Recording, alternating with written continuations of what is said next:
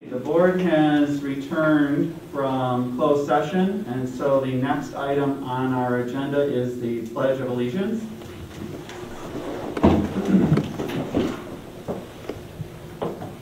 I pledge allegiance to the flag of the United States of America and to the republic for which it stands, one nation, under God, indivisible, with liberty and justice for all.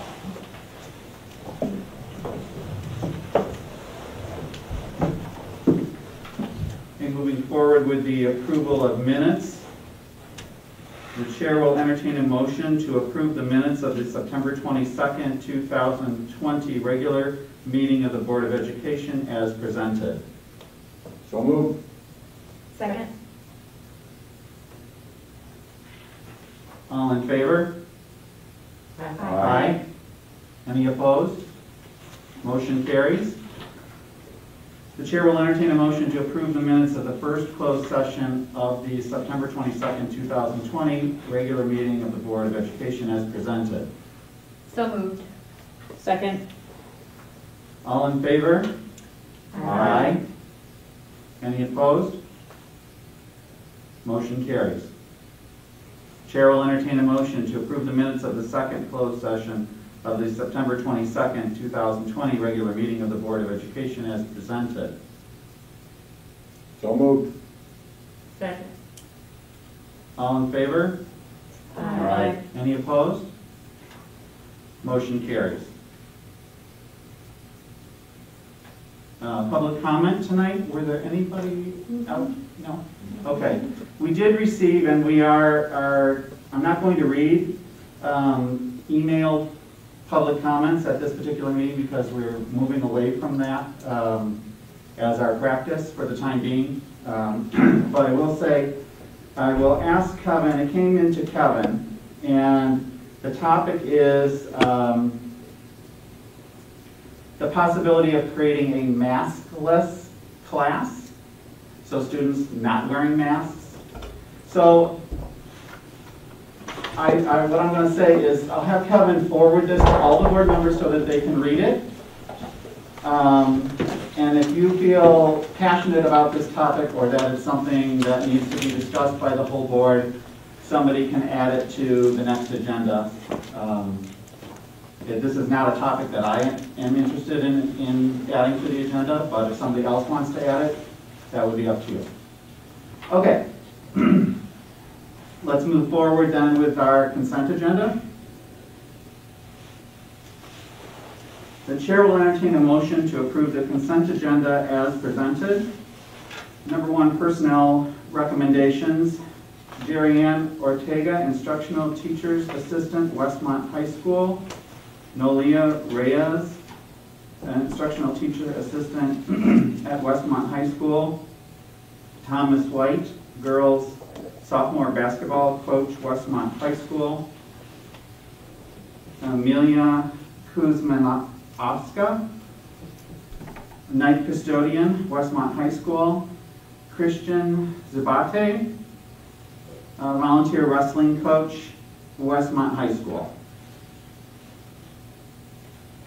So moved. Second. A roll call, please. Ms. Gromeyer? Yes. Mr. Armstrong? Yes. Ms. Conover? Yes. Ms. Hoover? Yes. Ms. Redonio? Yes. Mr. Price? Yes. Okay, that brings us to our information and discussion section of the meeting, and the first topic here is Village of Westmont Stormwater Management. And we have Steve May joining us by Zoom for a discussion on this topic. So I'll turn it over to Steve in a second, but Steve is the village administrator for the Village of Westmont, and he shared with the board a document that kind of summarizes some of the options that they're looking at for the stormwater management. And they're looking to work with the school district because it would utilize a portion of Manning's playground. And with that, Steve, I'll turn it over to you if you want to kind of summarize the project, and then we'll open up the questions. Yeah, thank you, and thank you for having me this evening. This project that I'm describing tonight is not a new idea, and we've been thinking about it for many years, but it is a reaction to the, which you're probably all very familiar with at Manning School, in the largest of storms, the flooding that kind of happens out in the street on Norfolk Avenue, and both gets up onto the private properties, onto the school property, and kind of, renders that portion, that half block of the street, useless during the event. If it's just other than what's happening on the private properties, if that happens outside of school hours, it's not as disruptive, but, as a neighborhood thing, it's a concern. And the fact is that Norfolk there, 100 feet east of the intersection is the low point, in the entire surrounding area. So that's, a natural place to do it. What we've been looking at is I'm going to call it a detention basin, a dry bottom detention basin, but not a detention basin in a traditional way that you would see for a development or a neighborhood where you're actually creating a volume to offset the impact of like a development or a parking lot or some new improvement you're doing that's generating more runoff fast. You would detain the water, hang on to it, store it, and release it at a rate that was equivalent to what it would have released naturally, in a pre-developed state. Here, even though technically it is a detention basin, it does not have a design volume or a design storm. We're merely trying to mitigate the surface flooding and relocate it off the street, and the immediately next door on this vacant property is a prime opportunity to do that. The document that Kevin said was distributed is a previous to that. I sent some excerpts out of the study, just trying to show you some of the site plans and the different options, the different ways that could turn out. In all cases, it's school-owned property, district-owned property, and in a joint project, if you will, with the Village of Westmont, we'd be looking to access that property and encumber it in an easement or purchase it, but somehow have control over the grassy space, either in whole or in part, to utilize, to gain some volume, some storage off-site. This study I sent in full for your distribution. It is all the engineering stuff that I'm certain you won't be interested in, but the exhibits in there are kind of what we're talking about. The study is dated April 2016, so that's only 4 years ago, but I can tell you we've been looking at this for at least 25 years, in different ways. And our attention's not limited to this parcel either. There's the west side of Linden Avenue and the bank properties over there.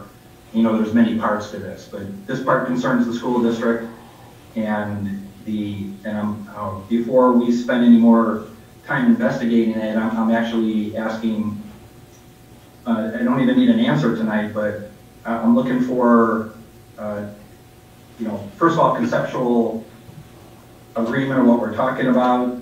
Is there a preference to, assuming that you're good with the project, of course, the using half the property or whole property, it all has different features for us from the village's perspective, and from a stormwater management perspective, and a civil engineering only perspective. The bigger the better. So the more area and the deeper you can go will affect what volume of water can be stored on that property, and then back calculating from there, you can figure out what that design storm would be. But like I said, that's not really an important factor from our perspective. We're just trying to move it over, relocate it a little bit, mitigate it. So the exhibits, there are 4, particular, I honestly, I forget which ones were submitted, last month, or maybe it was the month before. But the figures 4, 5, 6, and 7 have the 4 different types of layouts that would be useful. 2 of them are half the parcel, 2 of them are the whole parcel, and then of each of those 2 examples, one's 4 foot deep, one's 3 foot deep. So there's just different combinations of way it can go, and we're not even limited to this. I found it interesting that the vacant parcel that you have, you see it as 1 lot, but it's actually 3 residential zoned parcels. And, but one of our design options are, half. So I would even, consider 2/3, 1/3.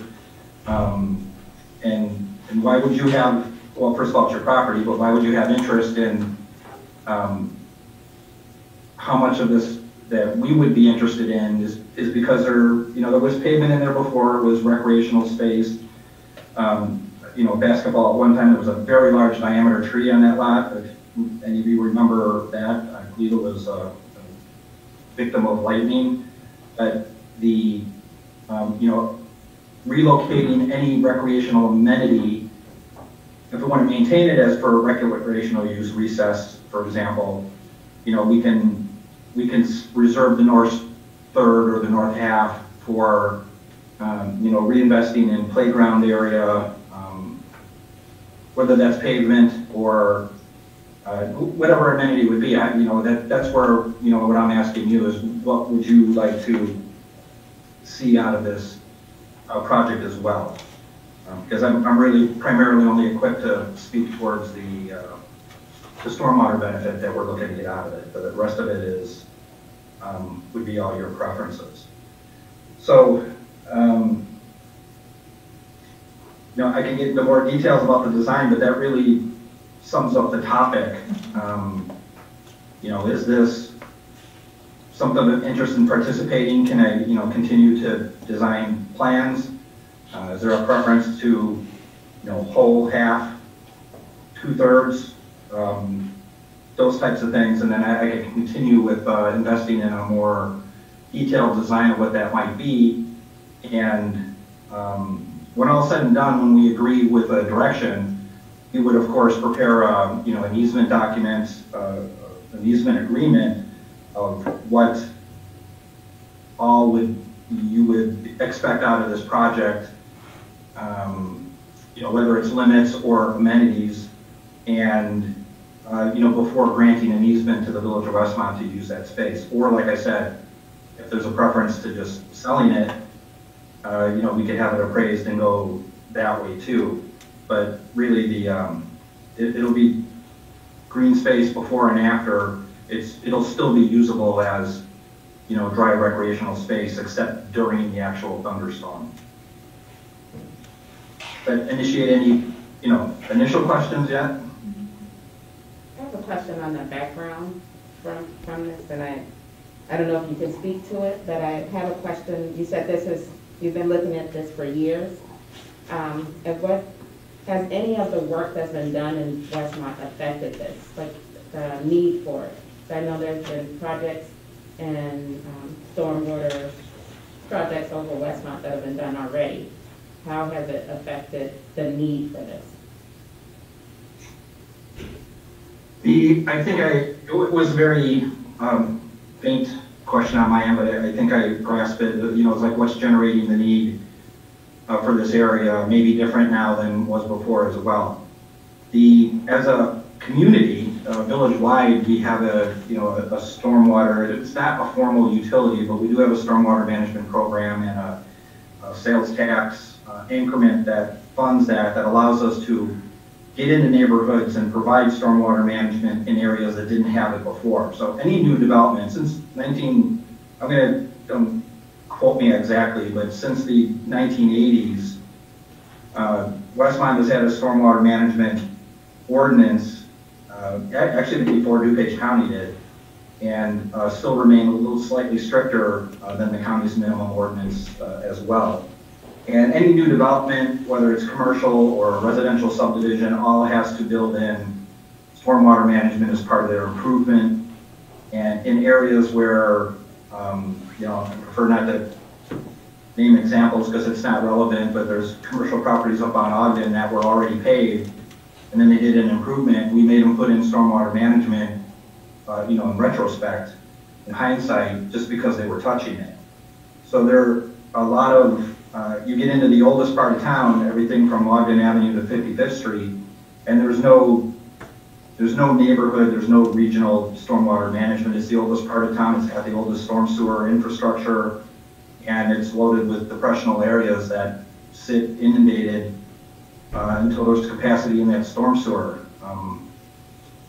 I could speak another half an hour on the watersheds, but Westmont itself is a high point in a major watershed divide, the major being the difference between, it's not exactly Cass Avenue, but roughly Cass Avenue for its length through town.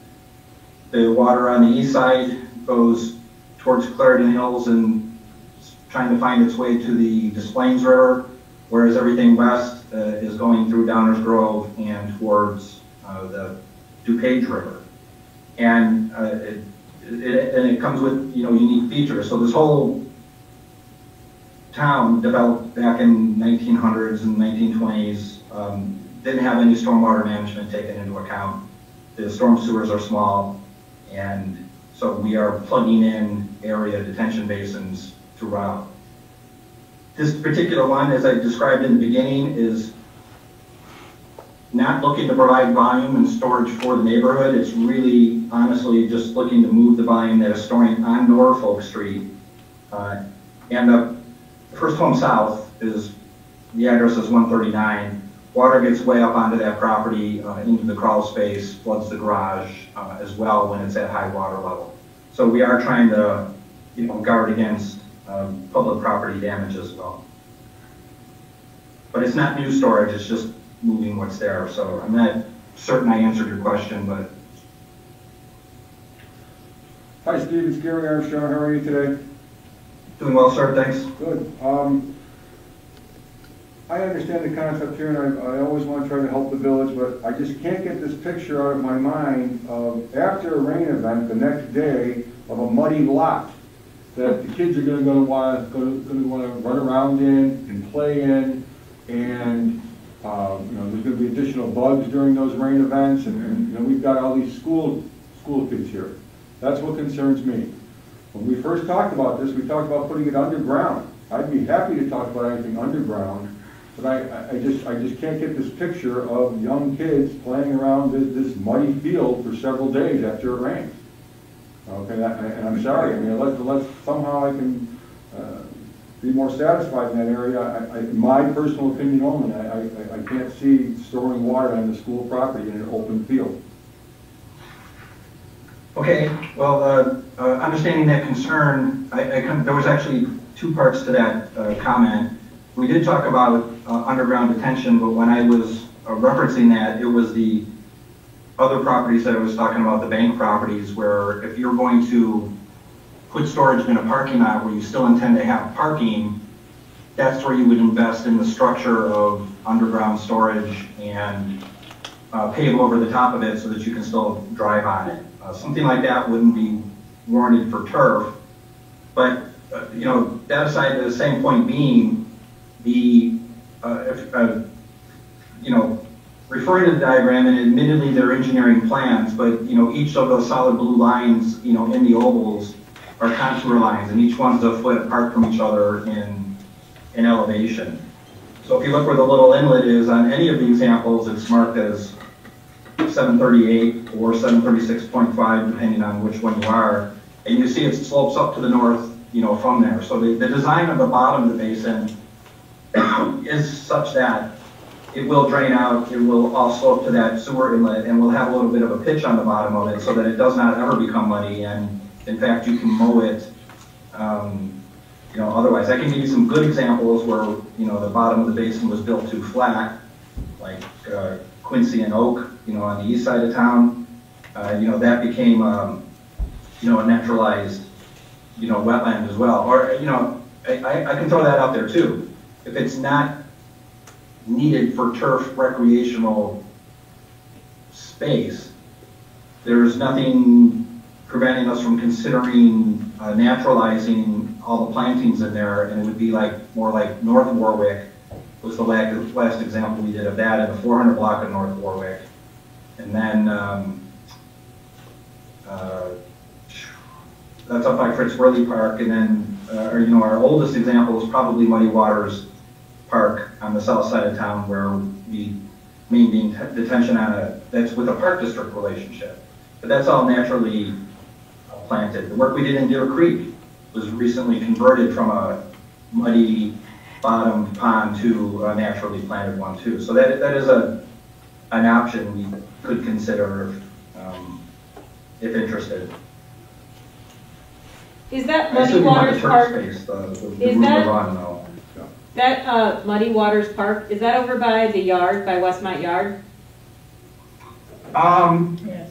Yes, it's actually by the, There's a pond. well, yeah, William Street and 63rd Street, so over by the skate park, kind of, in there, at the low point of 63rd Street, it's It's that, conduct. is it that Pond back section there, where there's like the soccer fields and then even further kind of south? Next to Sorry, the, I'm there's not hearing the like, question. sorry, there's a playground there, there's like a soccer field, there's a skate park, and then a soccer field, and then a playground. Is it that section next to the playground? So that is Bellerive Park, and I'm calling up a map here so I can describe that correctly. Bellerive Park is over like across from the Marianos, but Muddy Waters is further west. So you go past the next intersection, which is Williams, or where I forgot the name of the diner on the corner, and you go right past there. That's Muddy Waters Park. There's actually a lake there, Okay. or a small pond, call it. Okay. Williams and 63rd southwest corner. That's all naturally planted. And that's actually St. Joseph's Creek alignment, in fact. So this is Adina Hoover again, a question I have with that. You kind of answered my question with that last part. You said you did another area that's naturally planted, you said, on Quincy? Quincy and Oak. But my question and following up, also with questions with kids playing, are these areas that are used by kids that they, because I think another area you say that I don't ever really see kids recreational activities or even like families using these areas to say that they don't have issues with it. Yeah, so the Muddy Waters Pond that I referred to for purposes of the natural planting area is also a retention basin where, it's a water source in the bottom. And another good example of that is the newly developed park by the Park District, Burness Park on South Wilmette, where there's a long, deep water feature that's on there. And when you design a wet bottom detention basin, it is much deeper than the water surface, and that's intentional, so to kind of keep the weeds and the cattails from growing up through it. But there's also a shelf underneath the shore that, should somebody get into the water, it would be 3 feet down or 4 feet down, then you've always got the ability to stand up. The basin that we're talking about, of course, will be dry bottom, will be adjacent to a public sidewalk.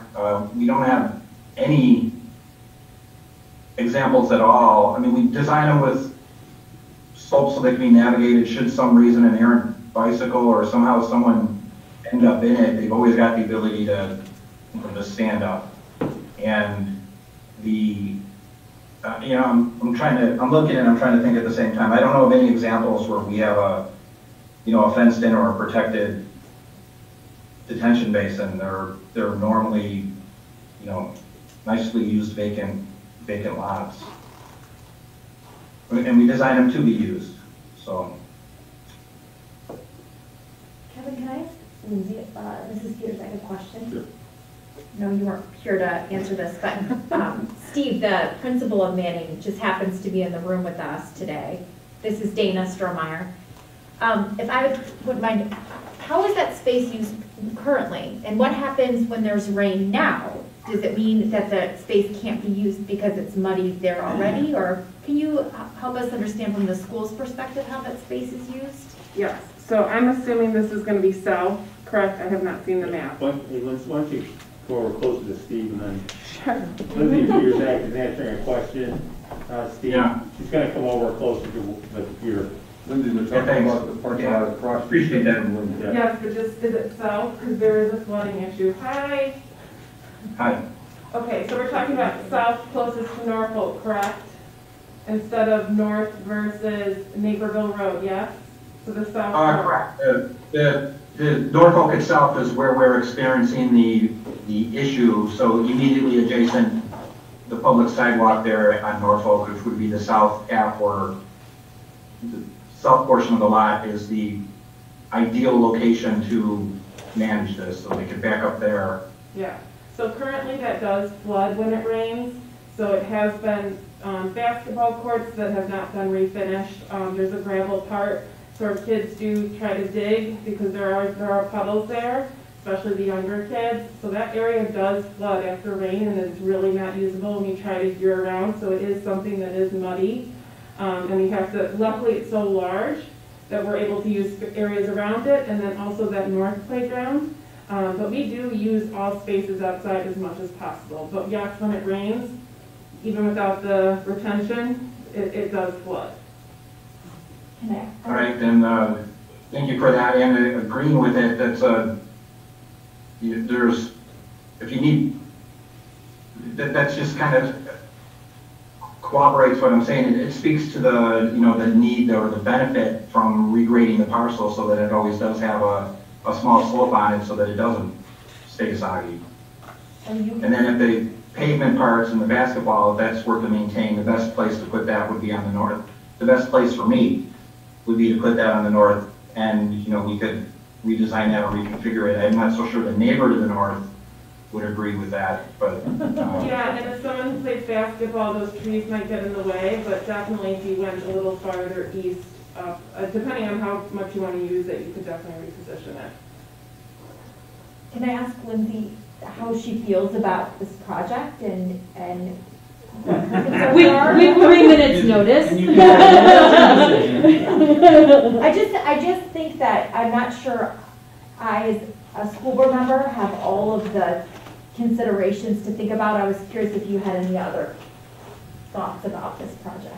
Well, COVID hit, so there's been a little bit different priority. I know it's something that's been talked about for years since I've been there. And there's always some grandiose plans for what we would love to do. It's across the street, so there's always been some creative options, but it's always been at a standstill to kind of hear what the plans were. I'm not opposed, I don't have an opinion necessarily either way, because it is an eyesore over there, and when it rains, it doesn't become usable. But I definitely agree with Gary of, now you're adding in a dip, I can't visualize how deep it would be, but are we talking about kids being in danger and a different level of supervision that would be needed? So I'm not opposed to anything, I just think that I also haven't really thought it through right now. I hope. Yeah. Nice and neutral, thanks. Steve, can you speak to you said that you build these so that a child can stand. But there's been instances of other retention ponds in other school districts where children have it drowned. needs to be repeated. You referenced some of the, and I think Dana's talking more of a detention pond, that Yeah. some of them have been designed with a shelf so that somebody can get out of them. But she's referencing some districts have had detention areas on their property and students have drowned. And so I think the question is that a concern with what you're proposing? Well, I'm not familiar with what occurred.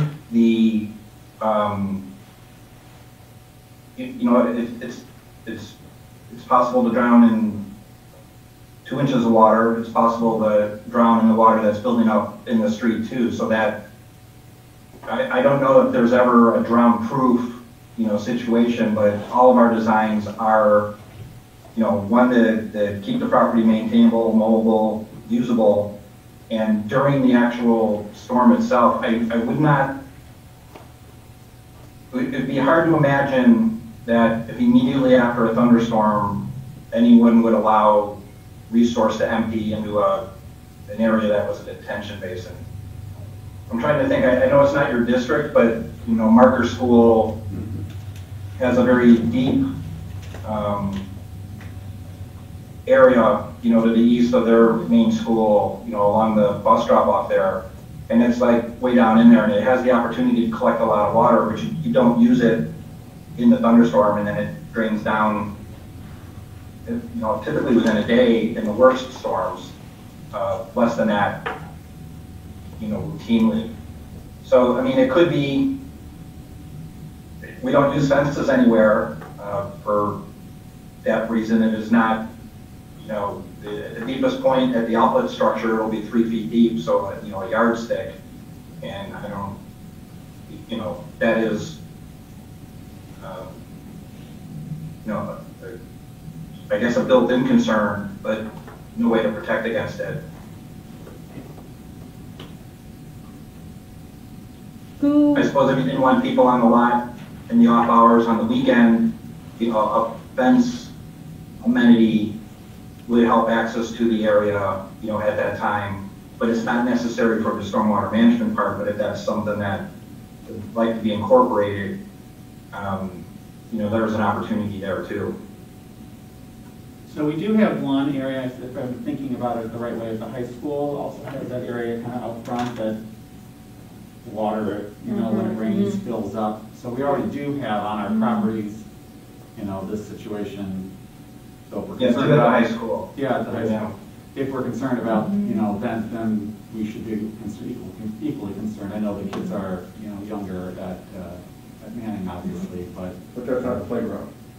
right. That's true. That's not a playground. I mean, the kids don't go running out there during recess hours. And again, Steve, Gary Armstrong, you know, I'm sorry, I do want to work with the village on this, from my perspective again, but student safety is probably the most important thing that we think about. I'm sure you think about it too. You know, everybody's safety is important. So please remember, as you're talking about this, we're talking about little kids here, first graders, second graders, third graders, fourth graders. We're going to be going out there every day running around that area. Now, I understand other areas, you don't put up the fences or you don't have these concerns. I understand that.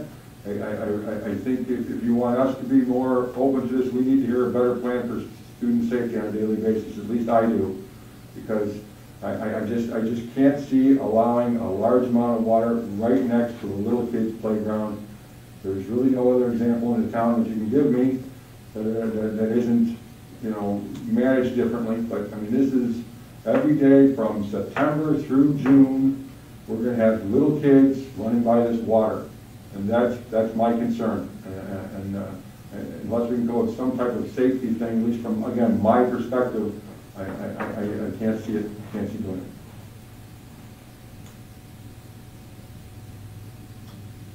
Yes, and I'm, you know, appreciating the comment, and if you're, and not to debate it or disagree with it, but I guess I'm just reiterating, it's not new water that we're bringing there. It's water that's already being stored right there at that location. We're just moving it 50 feet north.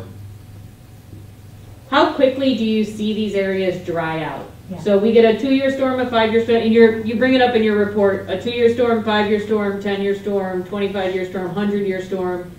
So the existing kind of retention basin areas, how quickly do you see them empty? And then also kind of how quickly do you see them usable, if you will, post a severe rain? Kevin, would you mind repeating that?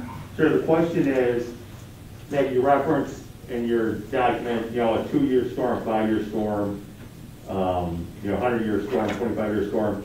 And the question is, after a significant rain, how long does it take it to drain? And then how long before the area is usable for the kids to play on? The largest storm events we have, we do have 2-year and 5-year, and I mentioned that a a little bit in the beginning, that's kind of a back calculation. So since we're not designing for any size storm here, and it's not new volume of water, just a new location, but the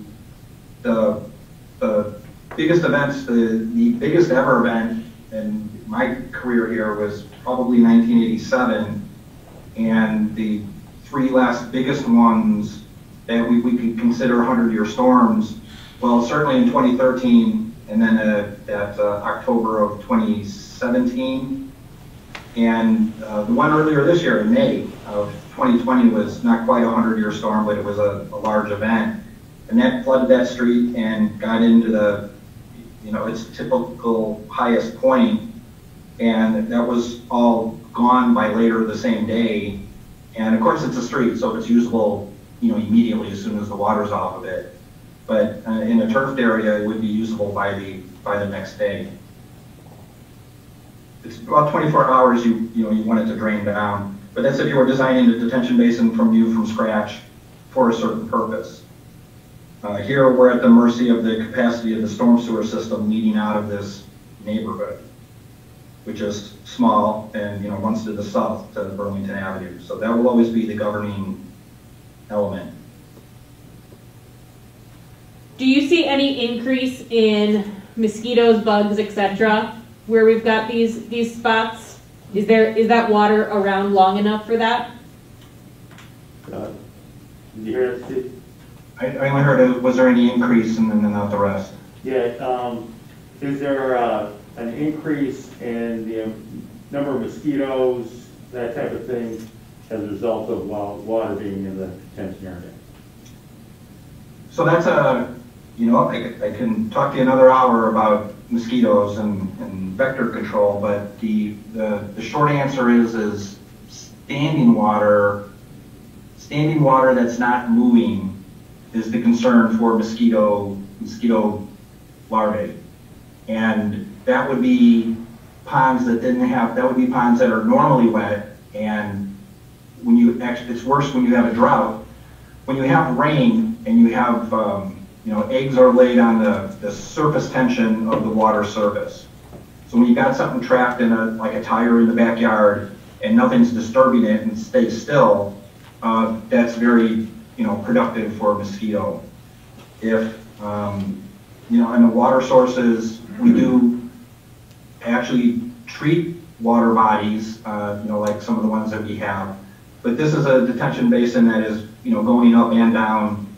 There's, not a mosquito concern here unless the water, didn't leave, or like on the playground that you have now, or whoever was describing, an area that stays wet, that would be a concern. But not by virtue of the fact that it's a detention basin, no. Steve, can I ask one last question? Do you think that this project is going to help if the area is already being flooded? Is this project going to help the school's property drain better, or is it going to make it worse? So it might help the surrounding area, but my concern is that the school district's property. Well, by virtue of touching it and regrading it and put in construction, I will say that it'll help that portion of the parcel that we touch. And if that's the whole thing, we can regrade the whole thing to, improve that. If you mean the benefit to school, like future development, if there was a building addition or a new parking lot, or let's say the north third of this, half of this lot, you wanted to make a parking lot, that would generate new need for more volume. And this would not be a help to that because this volume that we're designing for already is there. So it's not new storage. And so in that respect, it doesn't help the school, but it helps the parcel, and more for us, admittedly, it mostly helps Norfolk Street, the pavement itself, the pavement and the public sidewalk along Norfolk. That's the benefit to the Village of Westmont and the community. And the resident at 139 South London. What's the timing for a project like this? What's the, or when would you? Well, I regret, why did we bring this up again now? I was, when it sounded like school might not be meeting, and I was like, oh, here's an opportunity to, do something while there's not students in attendance, and I know that recently changed. So if we come to a consensus of what we would like to see, and I can start more detailed design work on it, we would do that through the winter so that it's ready to bid in the spring. But, the best time to do it is when school's out. So we would probably construct it in summer when it's the driest. However, to get the turf to grow, it's going to be later in the fall, and school will be back in September and October. So that would be disruptive in that way. There's no way to get grass grow well in July and August. So what's the benefit to the school? On rainy days, the bus line is easier. Am I missing I need something? your question repeated, please. Yeah, the question is, what is the benefit to the school? One perceived benefit is that on a rainy day, the bus line, it might be easier because you won't have standing water. But other than that, what is the benefit to the school? No, that's the direct benefit, those operations during the actual school day, if it happens to be flooded at, pick up or drop off, peak time.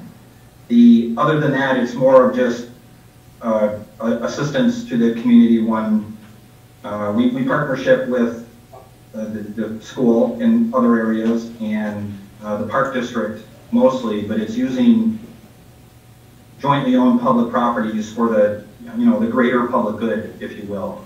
This is just an opportunity we don't have on our properties. So if it needs to be a benefit to the school, if there's another way to look at this, if you prefer to sell half of it, and then it would be a village-owned parcel, village-owned liability, village-owned everything else, and it would be there, and then you would have like a cash benefit.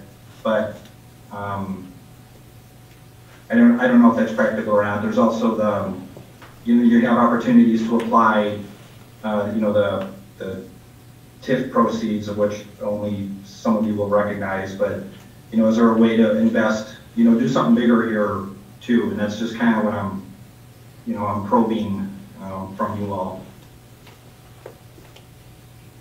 I think I have to understand the benefit to the school. We're struggling financially, we've got a lot of building stuff coming up, and I'm just not understanding what the benefit to the school is. I've got to see that too, instead of just moving on the rainy days when we have that, for me, might not be enough. Without some other type of benefit that we can figure out. I understand. Yeah, just different public entities.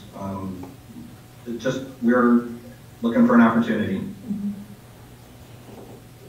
Can you clarify for me if it will improve the drainage if the spot already doesn't drain well, will that be a benefit to us? That it will drain faster? It sounds like the sewer is the reason for the draining. Yeah. The sewer is not going to get better. This is just moving the water that's already there. So the question, Steve, is, Lindsay Fierzak talked about how even now that area, if we have rain, is not playable for the kids. So the question is, as a result of the village doing some work on it, does that improve that site, the school site, draining as well, so that that site would be playable sooner, I guess is the question. Well, I would expect so, and that would be the intent. It'll be, the idea is to improve it, so to make it better. So we do get this feature out of it.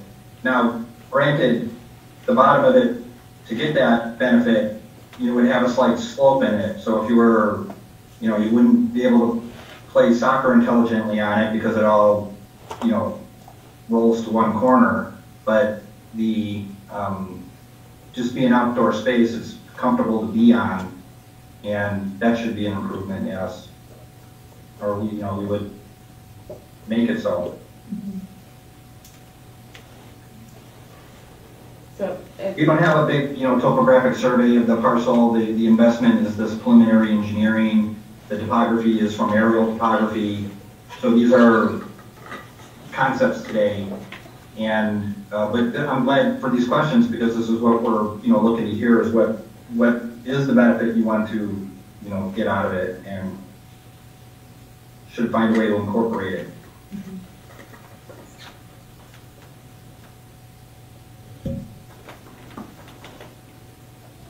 All right, is there any more discussion or questions on that? Steve, do you have anything else you want to add to it? I think the board obviously needs to No. think about it a little bit and Thank you. revisit the The purpose was to get you information and, when you have a conclusion, certainly through, Superintendent Carey, if you want to just get back to me what your wishes are, if you want to subcommittee this out, we can work on it offline and then report back later too.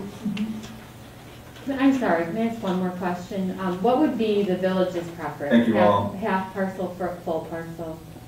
One more question, Steve. So does the village have a preference, half parcel versus full parcel?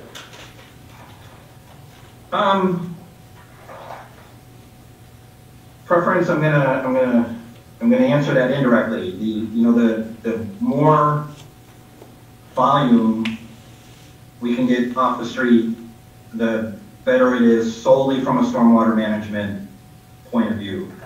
So the half parcel that's, the volume shown on here, it's called acre feet, and that would be 1 acre of area 1 feet deep, if you could picture that much water.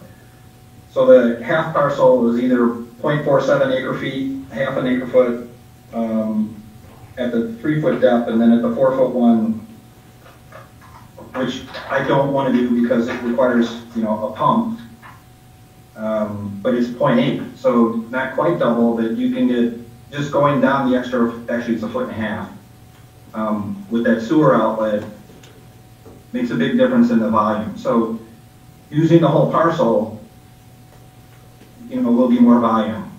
The pump version is 1.34 acre feet, and the unpumped gravity version, can't find it, is, 1.34.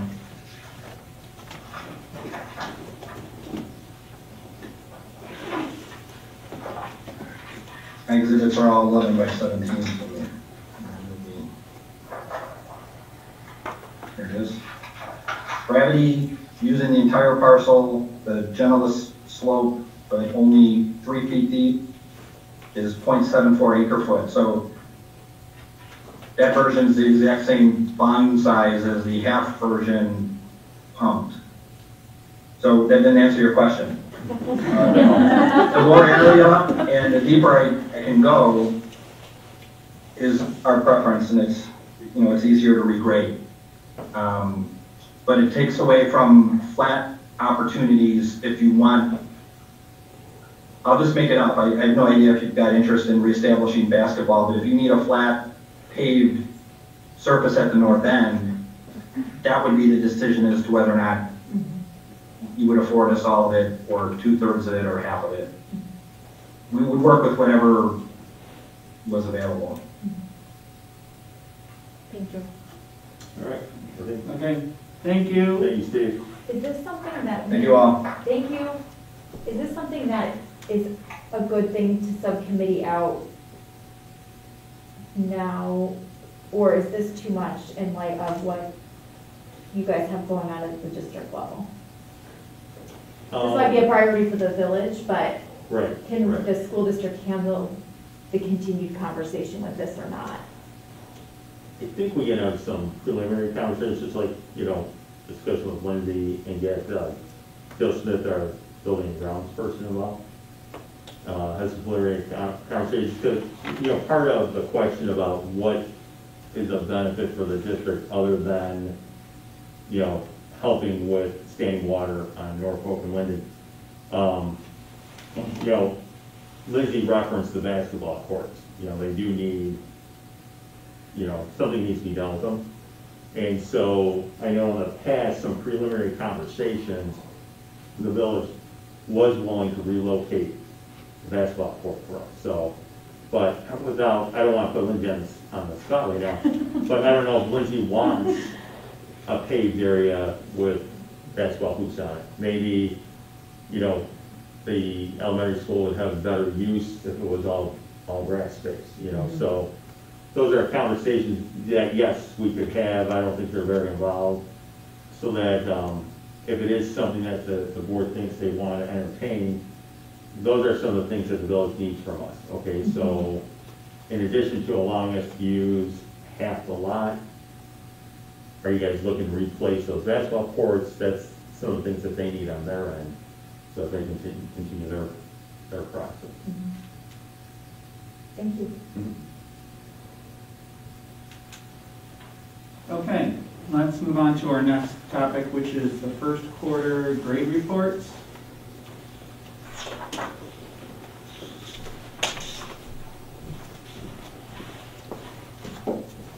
Sorry. Yeah, Yes. You're all set, Lindsay? All right.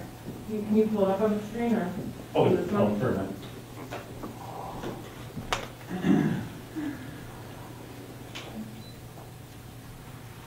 I'm not looking down.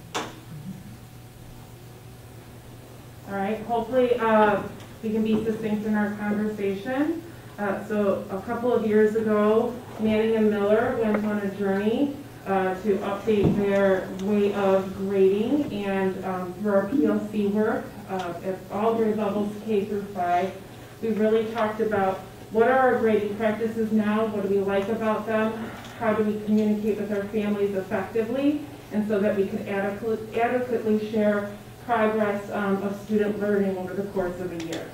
So we've had several meetings over the course of the years. COVID hit, so we did present in June, but it's definitely changed the direction in some good ways for us, but also looking into this school year, we want to be clearly communicating what our focuses are and how we plan to continue to move forward with best practice. So topics to review, for those that are new, we want to go through the why. We're going to talk a little bit just about our progression of how our teachers and administrators have worked through this together. And then looking into this school year, what our plans are. And then obviously finishing off, we have fall and spring conferences. Fall is coming up in a week, is it? Who would have thought? That we're already at the end of our first quarter. So we'll discuss and kind of give some parents some things to be thinking about and coming into those 15-minute really brief conferences, using and maximizing that time with teachers so that all parties, we have our teachers, we have our parents, and most importantly our students, walk away with how can I move forward, learn and grow as a student. So the whole reason why we looked into standards-based grading, K1 has been in that trajectory for a long time. They were reported out by skill for a very long time.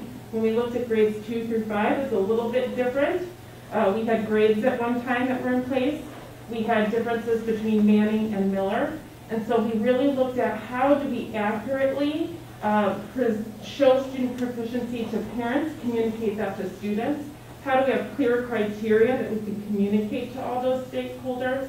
And how do we have this conversation that really helps all students understand, and parents, the difference between understanding proficiency in a content area versus a learner habit. They're not separate of each other in that they impact each other, and COVID has definitely shown us as teachers and also on the student end, I think they realize what a learner habit does to create a successful student. But we wanted to have two conversations instead of kind of muddying the waters of one grade mixing effort with proficiency of, let's say, a reading standard. So over our PLC conversations with grade levels, just as a grade level and then vertically as buildings, we looked at our priority standards for reporting and where was the focus. There are lots of standards in Common Core, and we want to be able to effectively communicate progress and do it well. Just to say that we've been able to, on a test, say, this looks at this standard once, okay, that's 1 point in time. How do we effectively gather lots of evidence that we can really then say to a student and a parent, this is what our student is demonstrating, and here are the examples of how that is happening. We also created rubric scales. So this was helpful in saying, okay, if a student is proficient, why are they proficient? What does that look like? So what does that look like for a student and making it student friendly? And then what does that look like on the parent end of understanding, well, I'm not in the classroom, what does that really look like? As dual language was a part of these conversations as their grade level, and then as their own dual language team. You have standards that are specifically Spanish that are a part of now Otis. And then something that really we were forced into in a really positive way, but how to provide feedback, which is the whole point of learning, is to receive feedback from your teachers, learn from that, and then be able to improve based on what those specific improvements may be. What are you doing well that you want to continue as a student, and then what are some things that we need to improve, and how do we all work together? So these are the conversations we had as a PLC over the past 3 years. So then COVID hits in the spring semester. I mean, we really had a lot of work done in those years. We adapted curriculums for math and for ELA. All of our buildings and all of our grade levels were aligned. What we were teaching and when we were teaching was designed and really thought through as grade level teams, so that depending on where a student was, whether it be Miller or Manning or Class A or Class B, they had similar experiences. Those this year have really become a challenge for us because we started off the year like no other. So our scopes and sequences have completely needed to change, and luckily we have them in place, so it makes it easier for us to adapt and do it together. Our routines is probably the biggest. We've had to move from what typical traditional education looks like into starting the year remote, where we move away from learning the academics of reading, math, and writing to how do you get students, especially kindergarten through 5th grade, able to learn in these new ways. So the routines and the structures, we were finally getting in our groove of remote, and then teachers now, in good ways and in challenging ways, now deliver those routines in 2 ways. So they deliver it to students who are in the classroom, while simultaneously having students zoom into the classroom. Pros and cons to both, but now, once again, when we look at, okay, we're trying to measure student proficiency and their progress, we have to move back to the basics and our basic needs of being successful in the classroom before we get to learning the content. So that really stresses those modes of learning and how they've changed so much. So our focus for this semester, as I'm sharing with teachers, our preparations for getting ready for the end of the quarter, and then thinking, oh my goodness, we've already been in school for 12 weeks, and when we think about all the things we've done, where our focus has been, here is where we are really reinvesting our time to make sure that as we move forward, we do so successfully. These are things we've talked about all along. We want to have student engagement, students that are invested and feel safe and connected in their classroom communities. We want to develop student learners in these new modes, and if you've been behind the screen or heard that students are doing well and they are learning. It's taking a little bit longer because these are all new things on the teacher end or on the student end, but those things take time. And we don't want to rush to something that we're not necessarily ready for until they can show us through those learner habits. And then probably the most important to this conversation is finding ways to authentically assess students. So we have very credible assessments that our PLCs have worked over the course of the past 3 years. Those come in the form of unit assessments at the end of an area of study. Those come in formative ways that teachers can do throughout the course of a unit. And what's happened is, in the modes of learning that we provide, we really question, are they reliable and valid?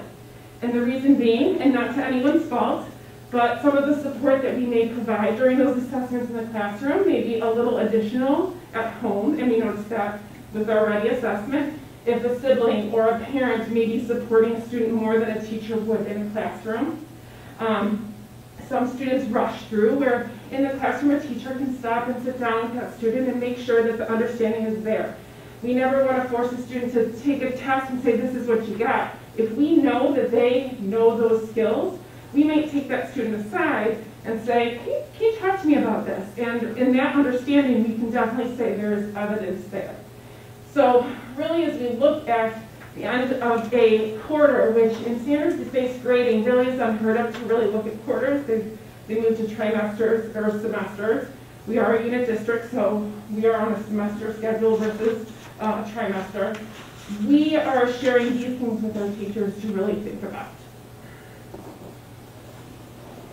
So one of the huge positives that we've been forced into is that we used tools right off the bat to really provide things that are important to help students learn and grow. So the tools of Otis and Seesaw, and they're used by different grade levels for different things, allow us to still continue to move forward into standards-based grading, but rather than traditional report cards, where I will say oftentimes parents say, I don't really know what's going on in school, and not necessarily, seeing some of the tests that are happening or the assessments that are going on. Well, now you get, for remote learning, you get a big dose of it, but now we have tools that provide ongoing communication, both for the teacher to give feedback, for the parent to see, but also for the student to receive as well. So there are 3 types when we talk about feedback, grades, and reporting. These are terms that get interchanged a lot. It's really important to understand the difference of them. A lot of our professional development in the spring, fall, and what continues is how do we provide information to our learners so they can improve. That's the goal. And if they're doing things well, we want to praise that because that's a form of feedback. Grades is a common way and a more traditional way to say you're doing well or you're not doing well. And it's really something we're trying to shift away from is, this is where you're at right now, and this is who you're identified as. Learners learn for a lifetime. These adults say that all the time. So although grades are often a time or a way to compare, especially when you're looking at peers in a classroom, really that feedback is where we want to move back to because that's about lifelong learning and growth. Reporting is taking a snapshot of that moment in time. And our tools of Otis and Seesaw allow for that not to be just a moment in time. So yes, we can still pull reports because they are a company, they're both companies that say, we can help you with that. But they also provide an open door for parents to see, and as teachers are learning to use the tools more efficiently each day, share the progress of student learning.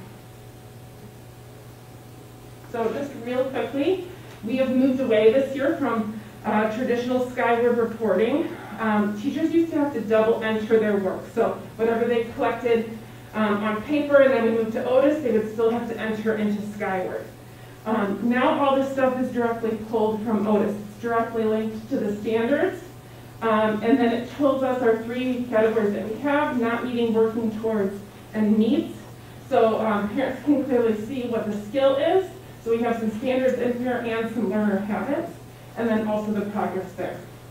A very general moment in time glance.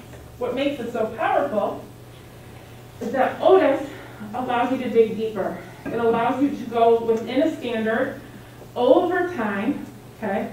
If you think of this is on the, oh my gosh, I gotta go back to my map page. This x-axis along here is being your time. So the beginning of the year towards the left, for hopefully the end of the year towards the right. And then you're not meeting, working towards the meets. So this is one standard, just one standard alone. Each dot on this chart shows a point of evidence where a teacher feels this is a demonstration of a student's understanding of an entire standard on this day, on this time. It could be one question. It could be a small group working together, and a teacher has taken an observation of that. But this gives a much better picture than if we go back and say, even think back to the times when we were in school, okay, A, B, C, D, here's a bar graph of where that student is. It allows this, the parent, and then the student gets to see this as well, to have a conversation about, okay, what do these points mean? Now I froze this, but in Otis you can hover over it. That dot tells you what assignment it was and how it was observed, and it tells you the date, so it helps you align those things. This is really where we want to move towards in standard-based grading. We don't want to lock in this, understanding by a quarter. or by a semester, but over the course of time. And so it's really important as we're thinking in COVID, where we focused a lot more on our learner habits and getting students ready. We have a lot of data on their preparedness to be a student in remote or hybrid learning. We now want to transition as we get better at those skills and students really understand what's expected, that we can now focus on finding reliable and valid evidence that we can report out in that way. We want to make sure it's authentic. We don't want to just collect evidence to say, okay, a parent wants to see this. We want to build, in a sense, a portfolio of evidence that will show over the course of time. So fall and spring conferences, things to think about as we continue to shape these conversations.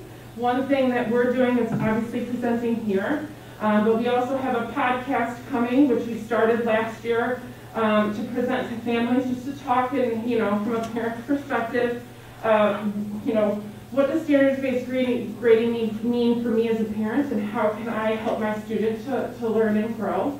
So part of our step after presenting here and having a podcast is really showing parents the tools of Otis to dig in a little bit deeper and see what that looks like.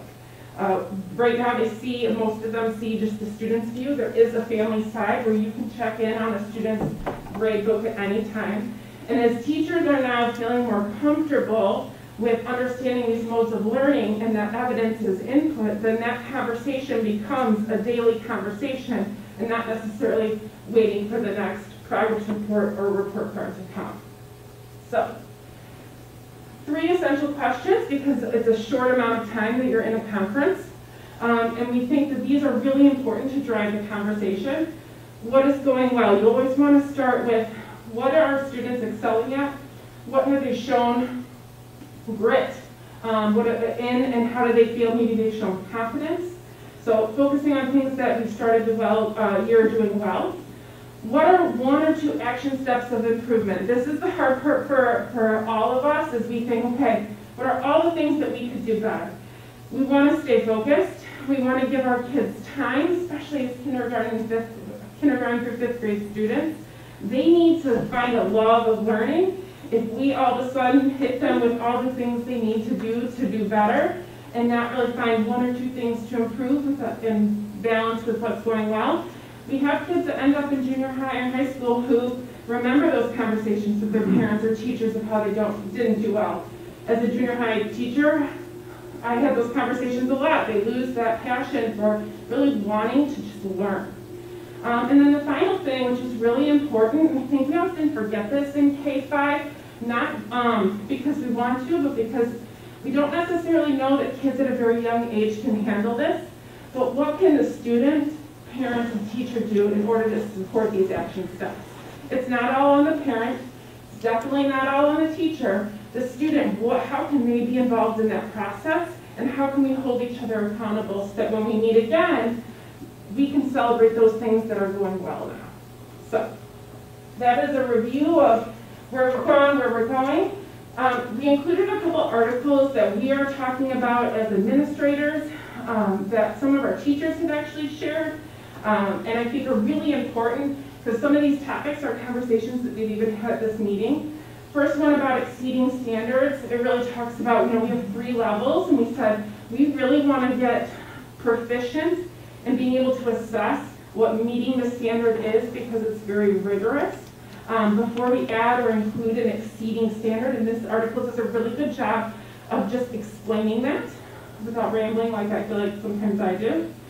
The next 2 articles are from ISD specifically with COVID of priority standards, which was just a really great applause to our staff who has really worked hard at finding what our priority standards are in general. And so what we've already chosen is also what ISD selected. It lets us know that we're going in the right direction and we're doing the right thing. Evidence tables are examples of how a student would show proficiency, and I think the one that is included here is English Language Arts. A really great article that talks about feedback and the power of feedback in the lifelong learner. And then the final one from ASCD is just talking a little bit more, and this is kind of found during remote. I know we've transitioned to hybrid, but we still have a lot of remote learning time in the elementary. And so it really thinks about how do we prioritize learning, the do's and don'ts, and it's specifically at the end. I know you gotta zoom in, so that's why I included the article. But it really talks about why we don't want to focus necessarily on the grades, but how we're continuing to promote feedback for student learning. And then ways and tasks and strategies to do that with students. And questions?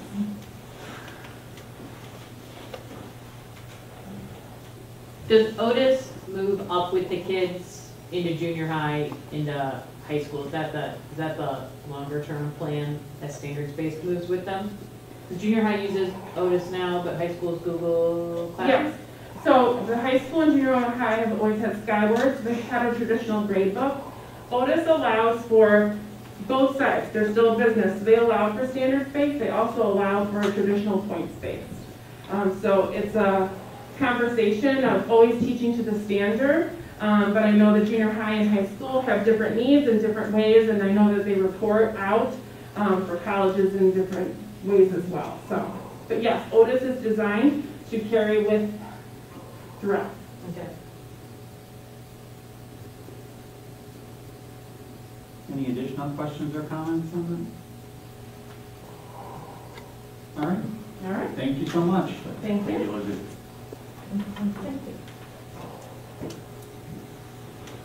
Next item on the agenda is the update on the 2020-2021 school year. So just briefly tonight, last week we started our first week with hybrid learning. And I want to first thank our entire staff, all of our employees, everyone has really stepped up and has done an amazing job. Nobody has ever been through a pandemic, nobody has ever been through hybrid learning before, and also our school families as well. Overall, it's gone very well. Obviously, there's always some hiccups, some areas that we can do better, but we are tweaking things, constantly making improvements, and each day it's getting better, and we're seeing more improvement. One of the areas that we're tracking, obviously, is our student attendance, and then also our staff.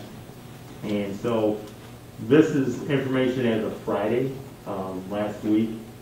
Obviously, things are going to be a little bit different as of after today.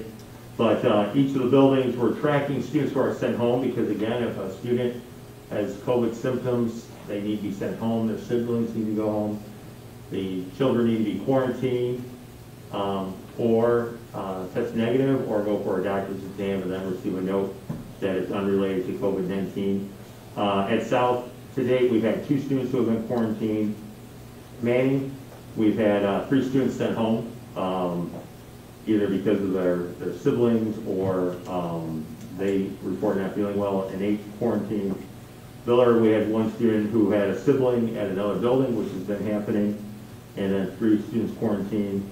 The junior high and high school have had 7, junior high 7, and high school 6 students quarantined in the first week. And then we're also tracking our staff as well, and prior to October 5th, we had 8 staff members test positive, and then since October 5th, we've had 9 test positive, and then 6 exposure either to a spouse, sibling, parent, who may need to quarantine. And so thus far, we've been able to maintain the appropriate level of staffing though, so we've been able to make adjustments. And again, that's across all areas, so kitchen staff, custodial, teachers, secretary, administrative, teaching assistants, so it's not like just one area. But again, overall, we've been managing, it's been going well, and I think this week will be even better. And again, I can't stress enough the great work that everybody in the district is doing in order to make it happen. Is that tested positive, that's like 1 additional teacher? That's not like 9 teachers in a week? Correct. I just wanted to make sure. And same on the kids, so like, for instance, at Manning, there were 3 sent home and 8 quarantined. Does that represent a total of 11 kids, or is that a total of 8 kids? That was a total of 8 kids. Okay. Thank you. Mm-hmm. Okay, any additional questions or comments on the school year update? Yes. So great job, especially Manning killed it with their pickup on reduced time in the most rapid, within 24 hours. It was dramatically different. It was super impressive to parents. But a question about how we're gonna move forward. So I know that it's been 1 week. Right. And it's a very precarious situation as COVID cases are increasing in DuPage County and also throughout the United States.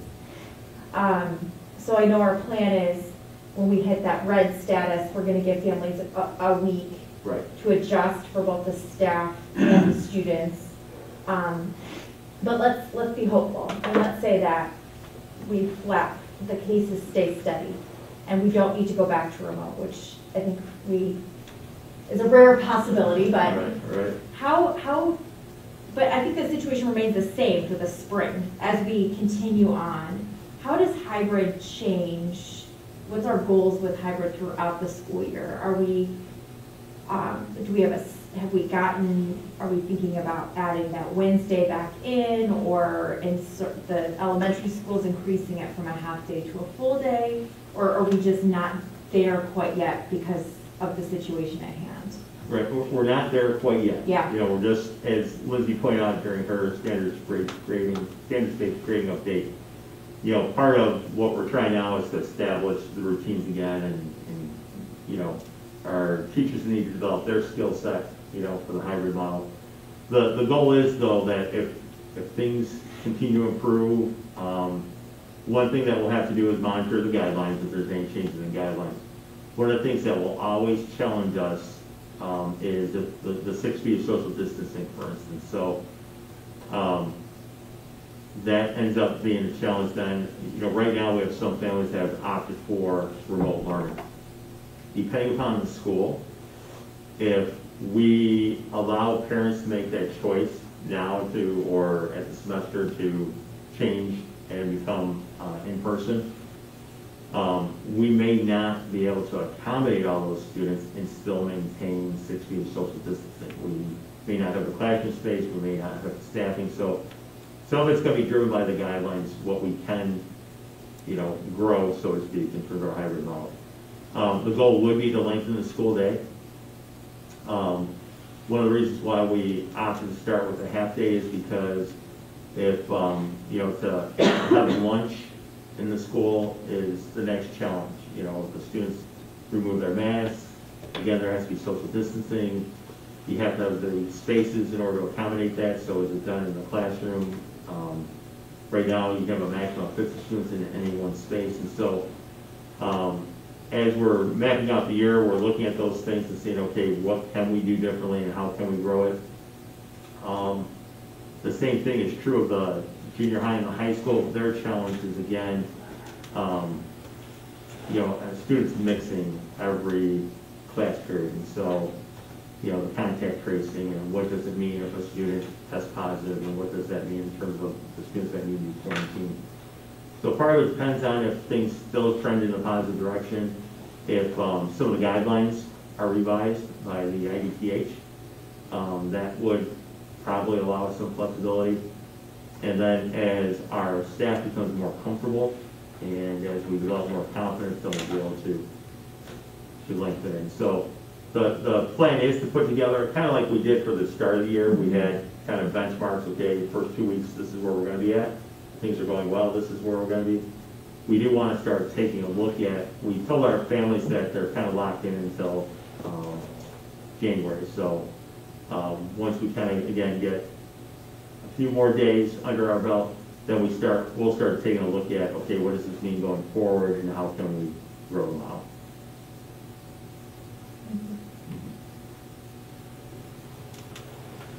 Okay, we can move on to deficit reduction planning.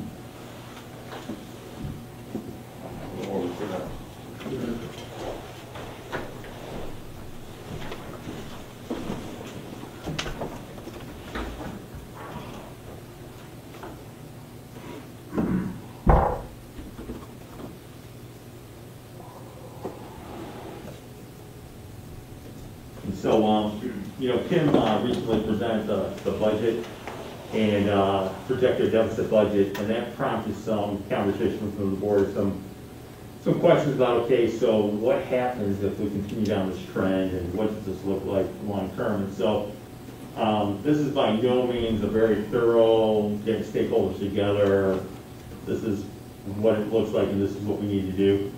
But it's, to kind of answer some of those questions for the board and give them an idea of potentially where we're at and possibly some of the decisions we may need to make. And then the audit will be completed and the board will see it during the November board meeting. And then once we have that piece of information, then we're able to do our projection models and see where we're at, and then start having more targeted conversations about the deficit reduction. So, the reason why, again, we're having this conversation is, first of all, the way schools are funded is different.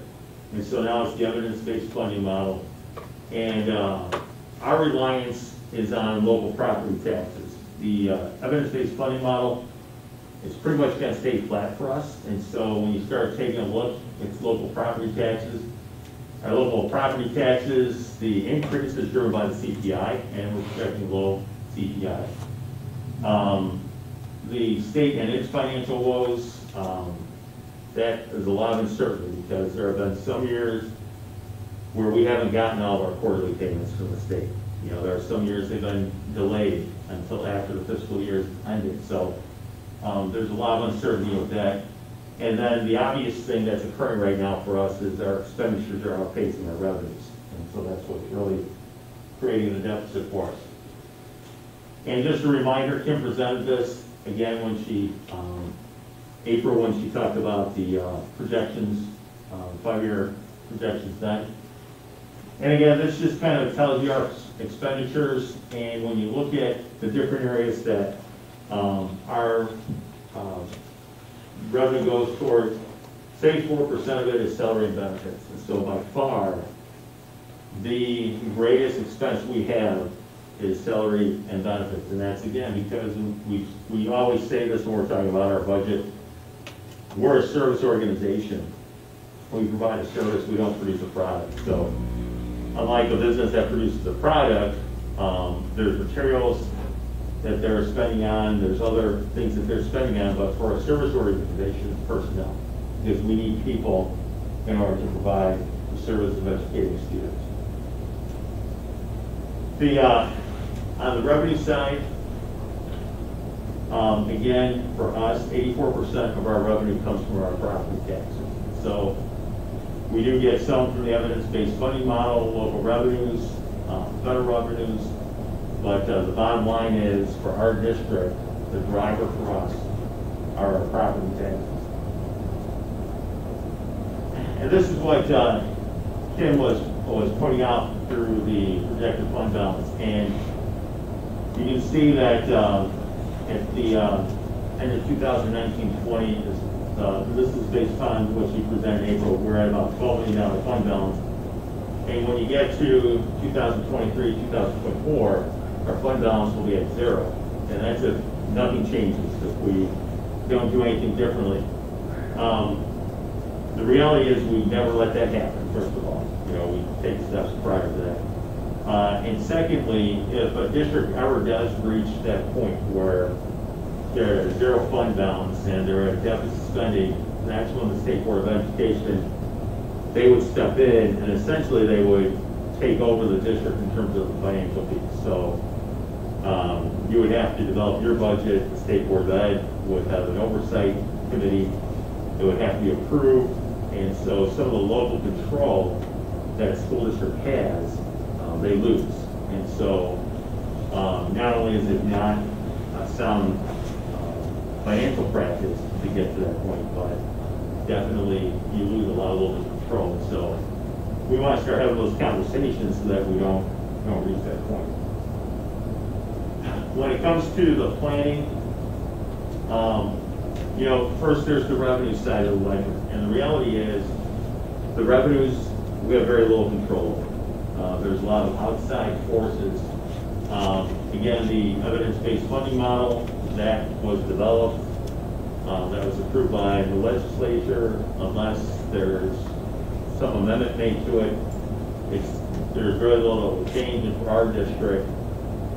Again, it's flat. We won't see an increase in it, but it's based on our property taxes. The two drivers there are the CPI for new property.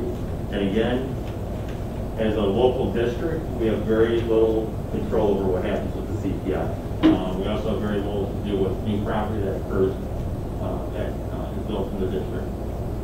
The one thing that a school board does control is an increase in the tax rate.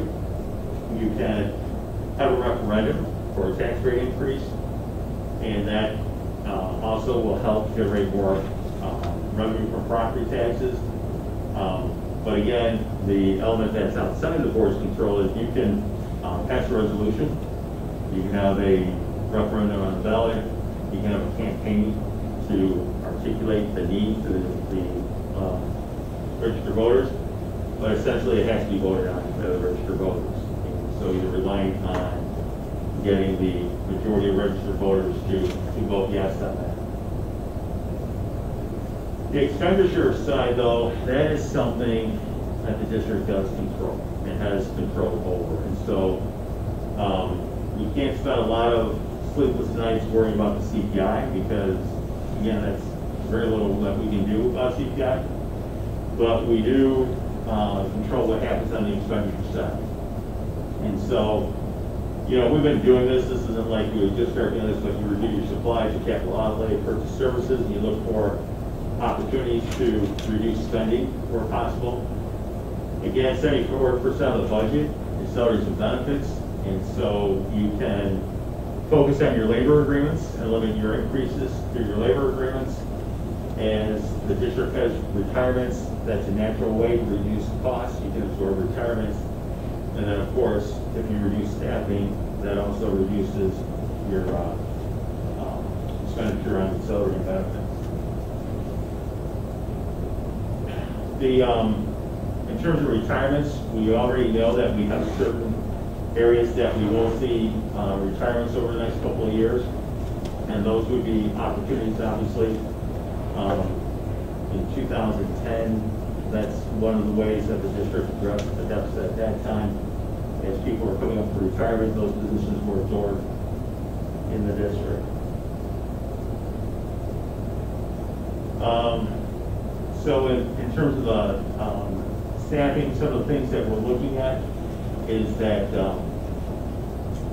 the idea that you don't replace retirees. And one of the things we've been looking at the enrollment in 2010, 2011, we had 1,487 students, and in 1920, the most recent year, we had 1,279. Our FTE has changed a little bit, but not at the same rate as our enrollment has dropped. Because in 2010, 2011, I think we're about, the ratio was 12.1 students per staff, and in 1920, it's a little bit under 12. So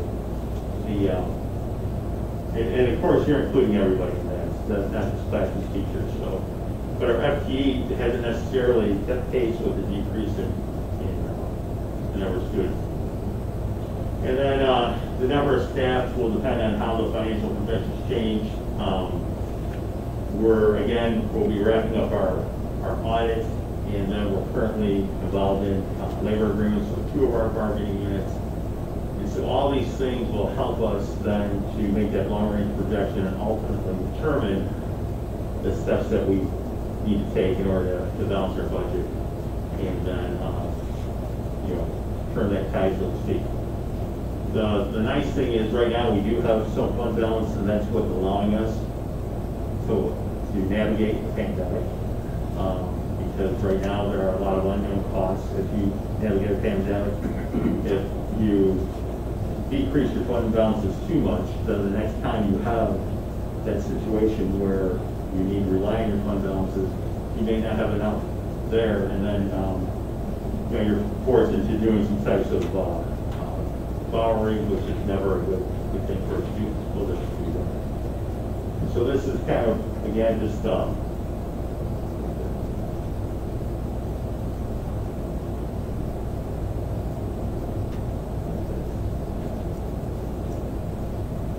yeah, I think that's it. So, that kind of, again, it's just very high level, you know, this is just, the board has some questions about, okay, what does it look like and how do we address this? And, the reality is, for a school district, it comes down to staffing. And that's ultimately how you reduce your deficit.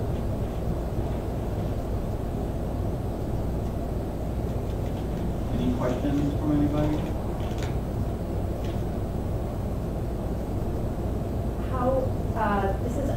Is this our third or fourth year of running a deficit? I always forget which.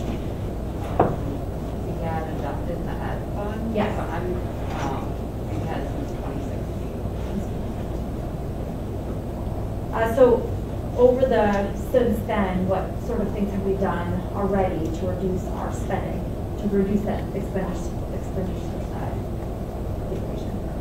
We have reduced some of our staffing over those couple of years. You know, each year, when we had January, February as an admin team, we take a look at our staffing and we make decisions. So we did reduce some staffing to try to stem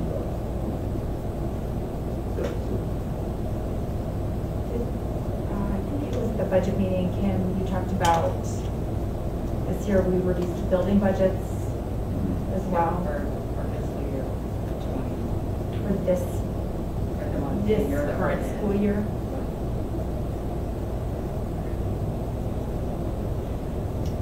And we either held the building budgets flat, so they haven't received increases, or they've been decreased. This year we actually decreased in some years. We cut off spending and then, first February for February, depending on where we're at. And so they wind up spending less than they were allocated. How long does it typically take to right a ship, quote unquote, as far as reducing a deficit? I mean, when you've had several years of $1 million, close to $1 million deficit, you can't crack that in a year, or certainly you don't want to for the sake of your staff and students. How, in other districts that have had to reduce deficit, does it take 5 years to do that? How long does that typically take? Depends on how aggressive you want to be. Yeah. 3 to 5 years, you know, that timeline. What were some of the actions that we took previously? Because we had a deficit, what, 2010, somewhere in there? We had a pretty significant, so what were some of the actions that we were able to take then, since we righted the ship? Just prior to Kim and I starting the district, there were some staffing reductions that were made. And then in addition to that, the same type of thing, there was a cycle of retirements that those businesses were absorbed. They were able to negotiate a contract that had 1 year for And then the soft freeze. software. I think every bargaining group, they were able to get a contract where they had 1 year of hard freeze. Yeah, we did. Hard freeze. So those, and then also again looking at areas where possibly there was we were able to make some cuts in staff as well. So we've got 1, 4, 5, 6, 7, 8 teachers, 1 custodian, and 1 administrator retiring in the next 4-ish years. So 8 teachers that we wouldn't necessarily replace, which would affect class sizes. Where else would we see some of those effects? It's difficult to say right now, but probably primarily class sizes, you know. And then you would, the goal would be not to impact any type of program that you currently have in the district. Okay. So try not to cut programs, but potentially adjust class sizes. Do we have like an average class size? And I realize that like Manning, Miller, junior high, high school, vastly different education areas, and so our class sizes are not necessarily gonna be the same in every building, but do we have like an average per building or an average per district, roughly? Roughly, I think we're about 22 to 23 is the average. Okay, That's without, confirming that, but that would be based on last year's stats. okay. And so like a reduction, like these 8 folks retiring, regardless of kind of location, if you were to just throw it out there, what type of increase in class size would that potentially have? You could get upwards of 26, 28 per class. Okay, and we would need to reduce more than that. Let's call it It all depends $700,000, on, potentially. right, potentially, it all depends on where, again, the current year's audit comes in. That again starts the timeline, so to speak. So if the year comes in better than what we projected, then that pushes, that time we hit $0, that pushes out more. And then also, obviously we have labor agreements that we still need to finalize. And depending on what happens with the labor agreements, then they also help the bottom line. And so then once you have those pieces, then you'll be able to more accurately determine what additional cuts we need. And can we, is it possible to like move money between funds? Like we're having trouble in it, can we like rebalance our, no. No. So we gotta figure it out in the education fund, which is 74% salaries. With the audit, is that where you project your student numbers? Or No. how do you ever get projected or that? We've done enrollment projections in the past. We did one, wasn't too long ago, I could probably get that report to the board. And basically the enrollment projections are based on birth rates in DuPage County and then cohort survival. So there's a company we send the data to and then they put together projections. But essentially they look at what the trends are, like a group that starts in kindergarten, how many, when you pick up students or lose students as they move through. And so that'll, we have that information. The audit tells us, basically where we're at with our fund balances, what our actual, the budget is an estimate of your expenditure and revenue. Your audit will tell you what your actuals were. And so where your actual end of year balances are.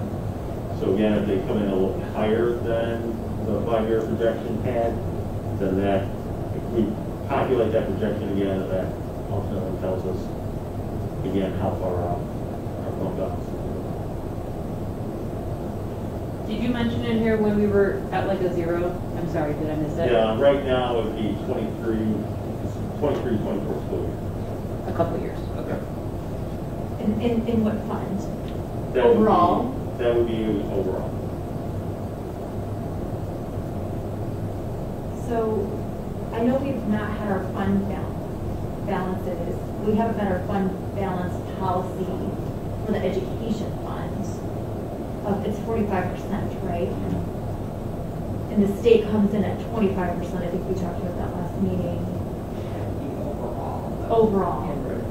Not, they don't. Right, they use Specific. going out transportation Yeah. looks a little different in the state. And they wouldn't necessarily come in at that point. At that point, we would have to have a deficit reduction plan. And then you then have to demonstrate that you are reversing the trend. So that between, if we're like at 38% into our education fund, to go to 0 overall in 2024 is a pretty quick clip. Right. Can you help me understand that? Well, again, because year one, you will know actuals, but then everything else is a projection. And whatever you were modeling then keeps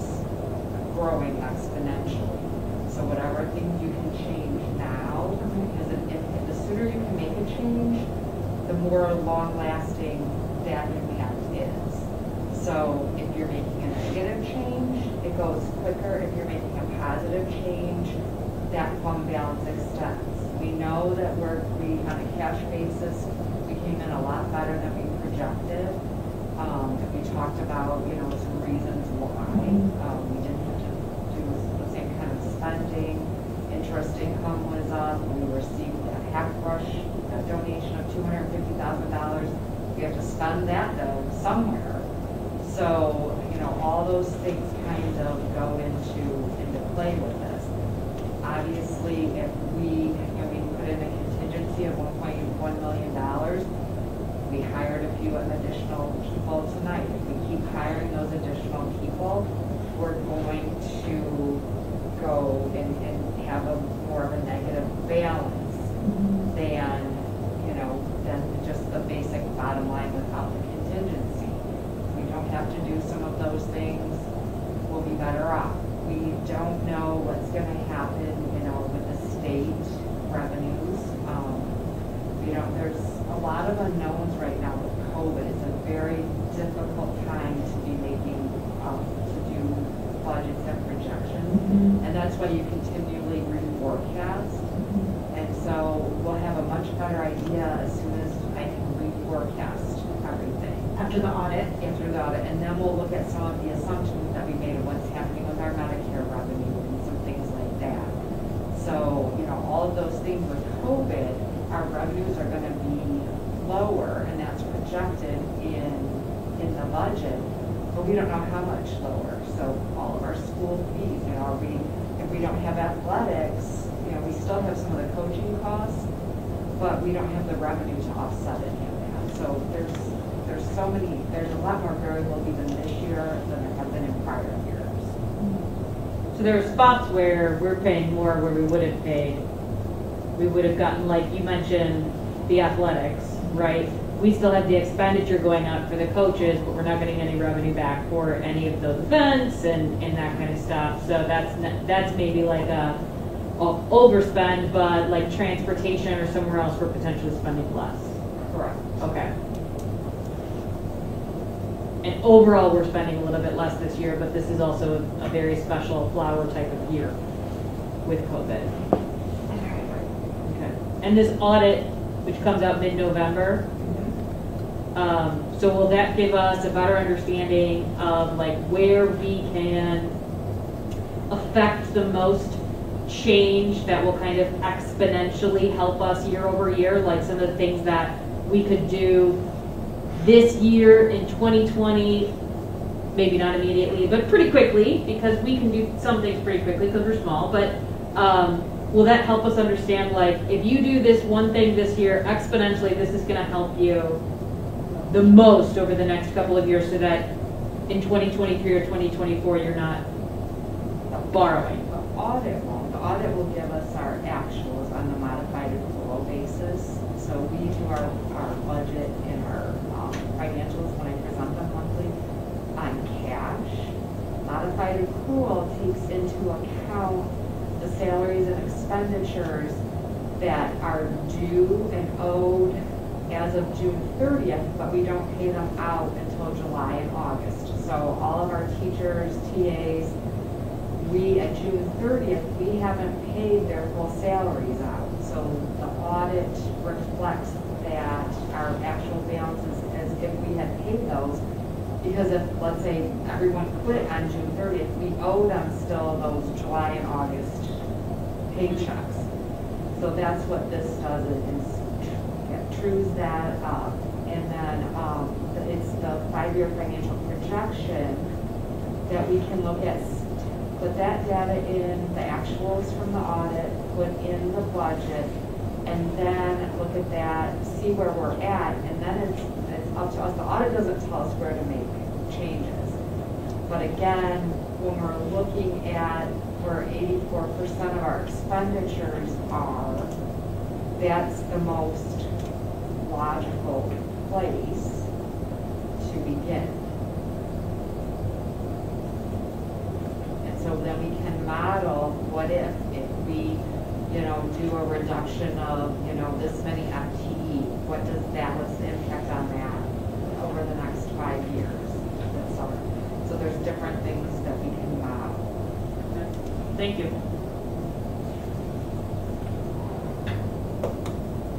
Anyone have any other questions? Are we gonna, have like is finance committee going to help with that, or are we gonna do that as a whole board? After that November audit, continue to have these conversations as a board of how this is gonna look? I mean, these are really not fun things we're talking about here. And I think if there's any way we can minimize the impact to our staff and students,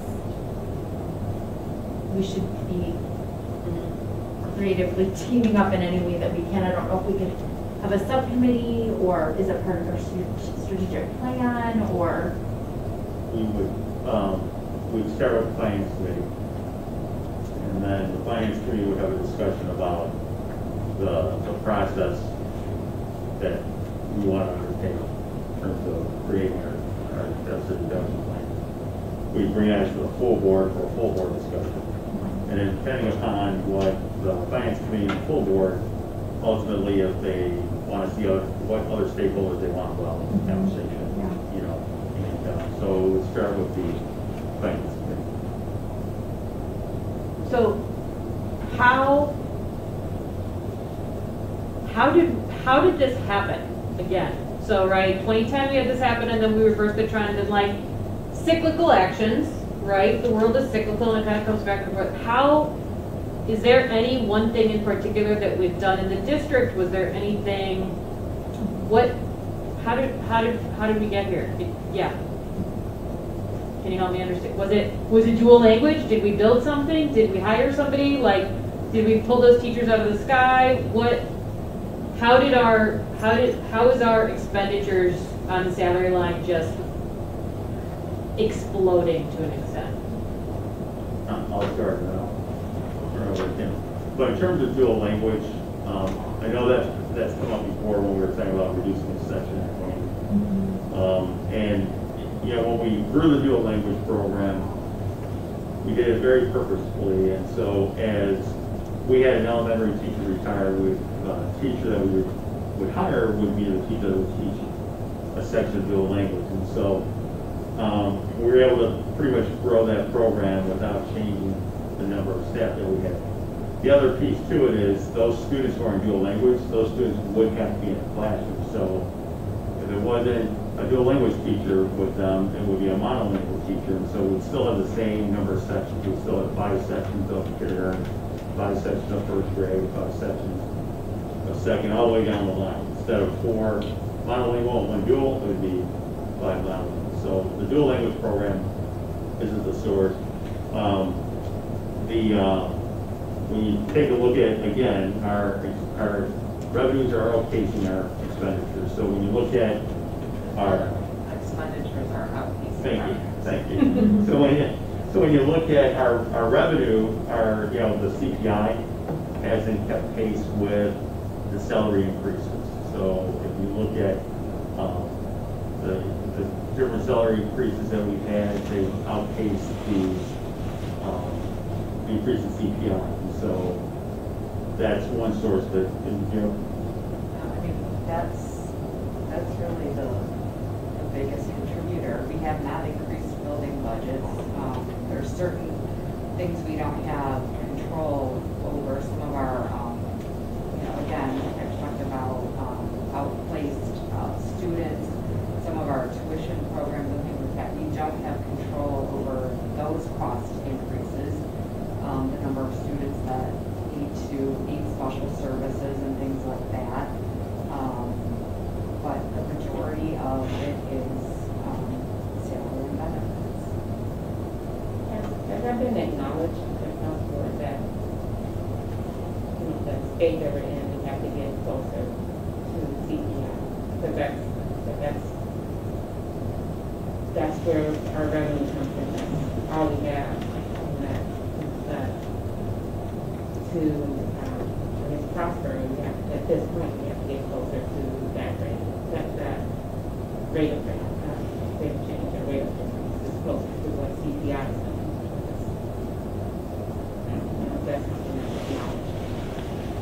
we've had conversations, you know, every time that we've had negotiations with different bargaining groups, we've always tried to kind of increase the curve above CPI.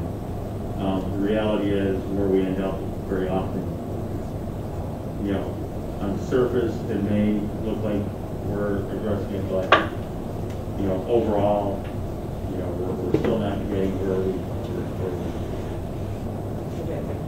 Service industry, they're not generating. right. To go by. So I'm looking at the revenue and expenditure projections. I just want to make sure that I'm reading this right. So if I'm looking at fiscal year 2021, 22 million total revenue, and then the percentage next to it is 1.67, is that the expected increase from fiscal year 21 to 22? This one. What is that document? Ed fund revenue expenditure in deficit reduction planning. PDF. Board docs. Yeah, board docs, sorry. Under deficit I should have started there. podcast. Okay, so all right, so the 5-year plan. Yeah, so like I'm looking at the total revenue line, 22 million, 22 million, 22 million, 23 million, 23 million. Is that the percentage increase of year to year? That percentage, 1.67, 1.14, 0.55?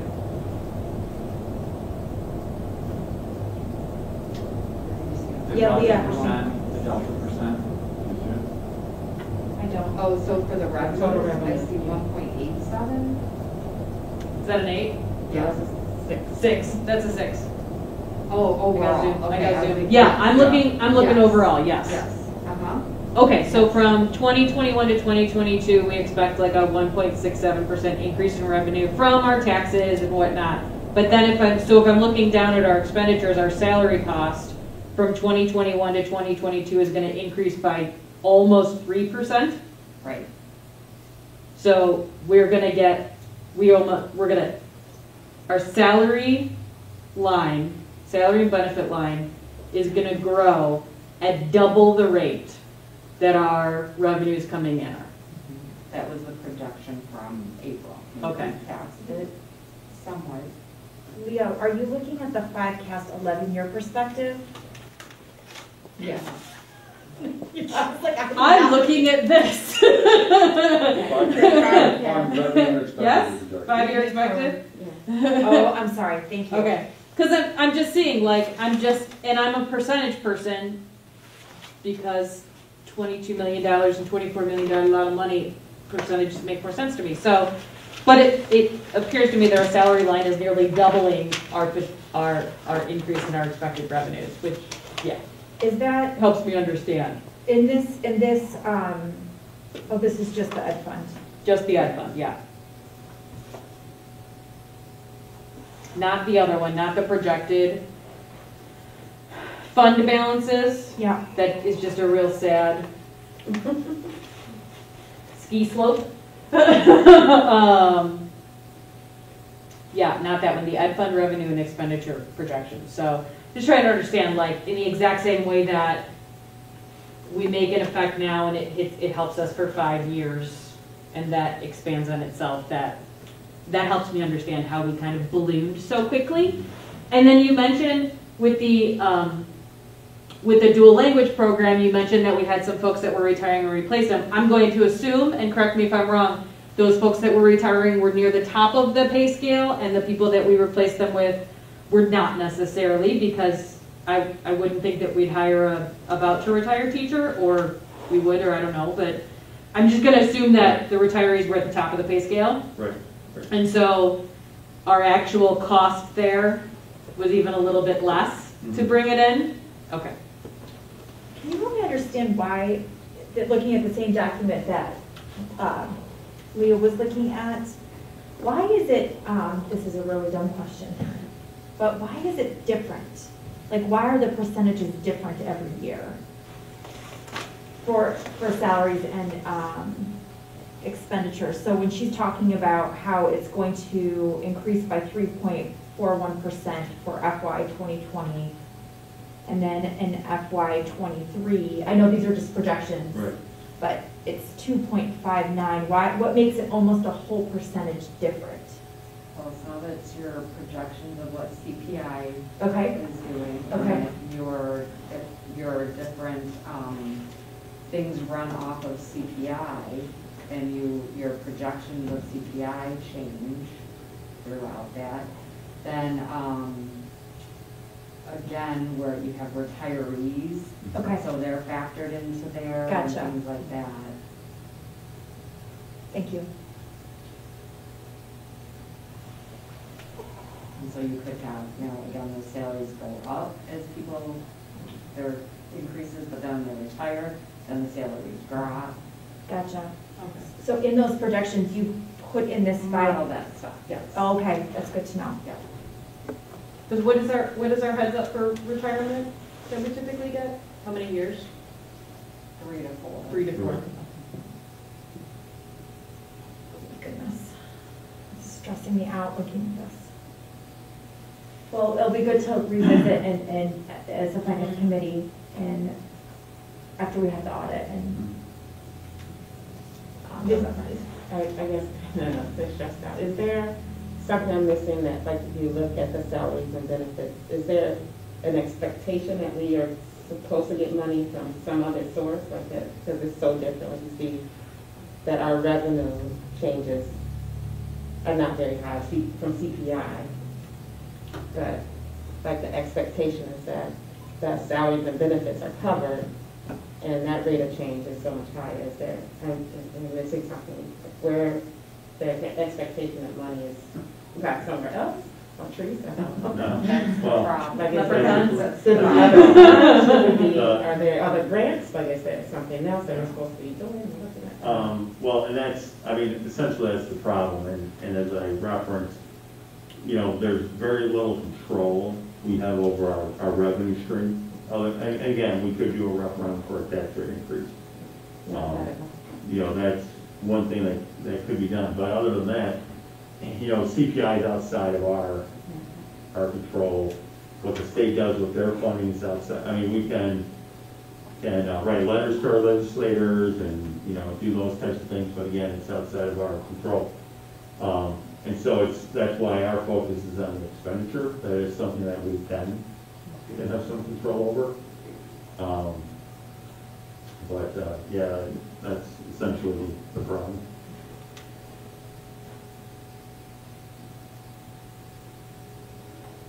Any additional comments, questions?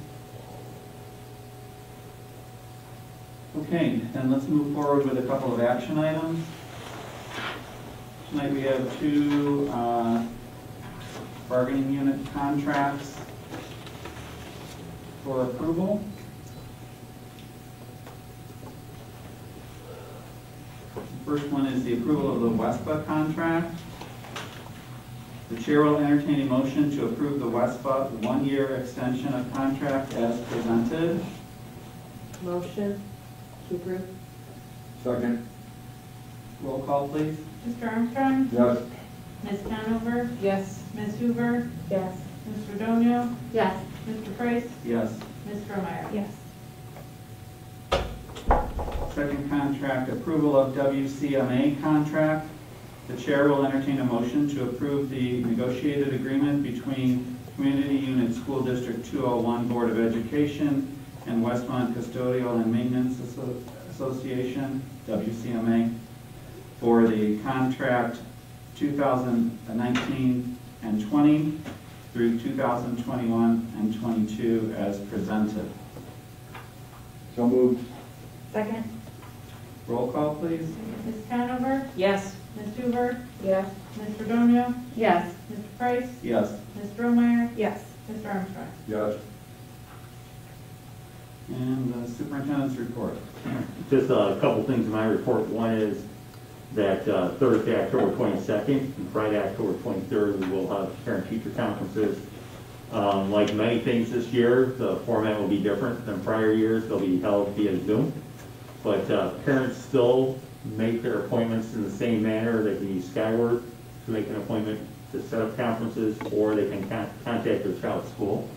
But again, that will be Thursday, October 22nd, and Friday, October 23rd. And then one other item, typically the board would be attending the Tri-I Conference School Board Convention in November. And again, earlier during the summer, the School Board Association announced that they would not be having the conference. They have since then, though, they are going to be offering a virtual conference. And some of the presentations will be done virtually. You'll have access to all the materials and also be able to view some of the presentations. I think it's a $50 cost for that. And if a board member would like to attend virtually, you can contact Sharon. And Sharon then will take care of registering you for the school board conference. Coming to the parent-teacher conference. I was like, where's Sharon? Oh, no. Not the first time. I don't know her yet. Kevin, just to be clear, on the parent-teacher conferences, there's no opportunity for a parent to personally schedule a method, an in-person meeting. It has to be done via Zoom. Has to be done via Zoom. Okay. Board reports?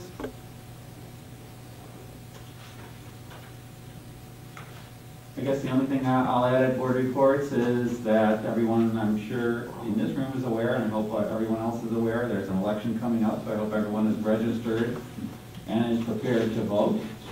We do have some important issues, obviously, at the federal level and obviously at the state as well. And in light of our conversation about budgeting and whatnot, there is a tax referendum on the ballot, which is important for various purposes, and something that voters should take a look at and weigh their choice on that topic. So I encourage everyone to make sure you're taking care of that and get out and vote. Any other comments? Public comment? I asked before, can you just mention something about the census, especially since apparently we're going to have no money in 4 years? You might want to mention the census and make sure everybody is counted. By my understanding, Westmont's only counted at 75% right now. Okay. And that is responding to the census as well, another obligation of Yeah, and citizens it's kind of been to- forgotten with the pandemic. People are not doing it. Yeah, that's true. Yeah. The pandemic has probably had a negative effect on census taking, and so if you have not done that, certainly please do. It certainly helps your local governments reclaim funding from the federal government. And it takes like It approximately literally 90 takes like seconds. 3 minutes. Yeah. And I believe counting is ending very soon. Yes, the Yeah, end of October. it is. They extended it a month, but. Well, but I think it's going to they took it back. Yeah, it's going to Yeah. be the end of this month. All right, very good. Future meetings, Westmont Junior High School PTO meeting, October 14th at 7 p.m. Parent-teacher conferences, October 22nd and 23rd. There is no school on October 23rd, and our next board meeting is October 27th. Okay. Chair will entertain a motion to enter closed session to discuss personnel issues, collective bargaining, and the superintendent's evaluation. So moved. Second. Roll call, please. Ms. Hoover? Yes. Ms. Redonio? Yes. Mr. Price? Yes. Ms. Stromeyer? Yes. Ms. Armstrong? Yes. Ms. Conover? Yes. And there's no action items following closed session.